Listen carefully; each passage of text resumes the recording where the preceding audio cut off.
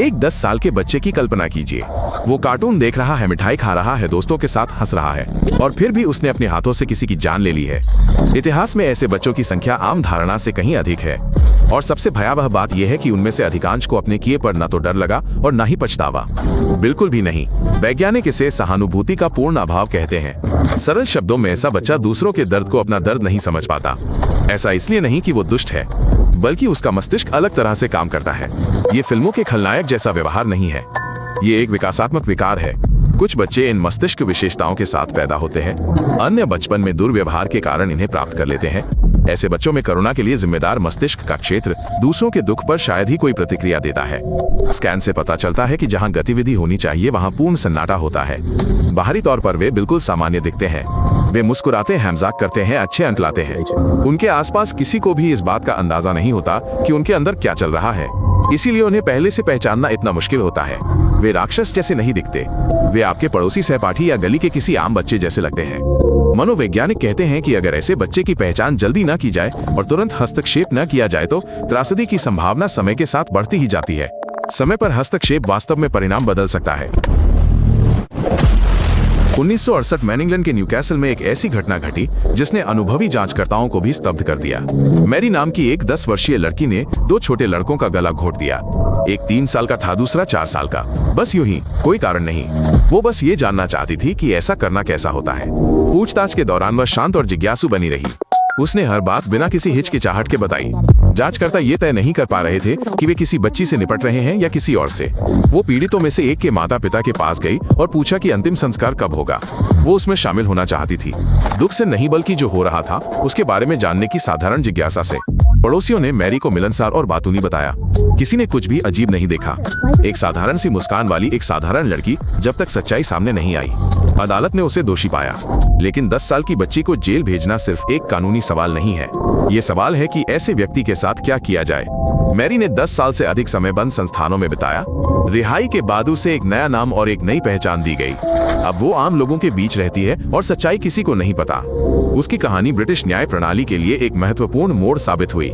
इसके बाद देश ने गंभीरता से विचार करना शुरू किया कि हत्या के मामले में किसी बच्चे पर मुकदमा कैसे चलाया जाए और क्या उसे सुधारा जा सकता है। 1993 में एक ब्रिटिश शॉपिंग मॉल में सीसीटीवी कैमरे ने एक अजीबोगरीब दृश्य कैद किया। 2 10 साल के लड़के एक 2 साल के बच्चे को कहीं ले जा रहे थे। बच्चे का नाम जेम्स था। उसकी मां ने बस कुछ सेकंड के लिए ही दूसरी तरफ देखा, बस इतना ही काफी था। लड़के उसे कई किलोमीटर दूर ले गए और उसके बाद जो हुआ उसका अध्ययन आज भी दुनिया भर के विशेषज्ञ कर रहे हैं। उन्होंने कई घंटों तक उसके साथ दुर्व्यवहार किया, फिर उसे रेलवे ट्रैक पर छोड़ दिया। जब जांचकर्ताओं ने घटनास्थल का मुआयना किया तो उन्हें विश्वास नहीं हुआ कि 10 साल के बच्चों ने ये सब किया है। पूछताछ के दौरान दोनों ने एक दूसरे पर आरोप लगाया। एक रोने लगा, दूसरा चुप रहा, लेकिन सबूत अकाट्य थे। शॉपिंग मॉल के एक ही फुटेज में उनके चेहरे साफ दिखाई दे रहे थे। जब फैसला सुनाया गया तो अदालत के बाहर मौजूद भीड़ ने हंगामा किया और बदला लेने की मांग की। पीड़ित के माता-पिता उसे मरा हुआ देखना चाहते थे। न्यायाधीश ने उसे बालिग होने तक एक बंद किशोर सुधार गृह में भेज दिया। रिहाई के बाद दोनों को नई पहचान, नई जीवनी और सरकारी सुरक्षा दी गई। उनमें से एक ने बाद में फिर से कानून तोड़ा। दूसरा आरोपी कथित तौर पर किसी फर्जी नाम से चुपचाप कहीं रह रहा है। इस मामले ने एक साथ कई देशों के कानूनों को बदल दिया। इसने समाज को एक ऐसा सवाल पूछने पर मजबूर कर दिया जिसका जवाब आज तक नहीं मिला है। किस उम्र में बच्चा अपने अपराध की पूरी जिम्मेदारी लेता है? एक सामान्य दिखने वाला बच्चा हत्या करने में सक्षम क्यों होता है? दुनिया भर के सैकड़ों वैज्ञानिकों ने इस प्रश्न का अध्ययन किया है और इसका उत्तर सभी के लिए तुरंत चौंका देने वाला है। अधिकतर मामलों में परिवार में कुछ भयानक घटित हुआ होता है। मारपीट, अपमान, माता-पिता की ओर से पूर्ण उपेक्षा।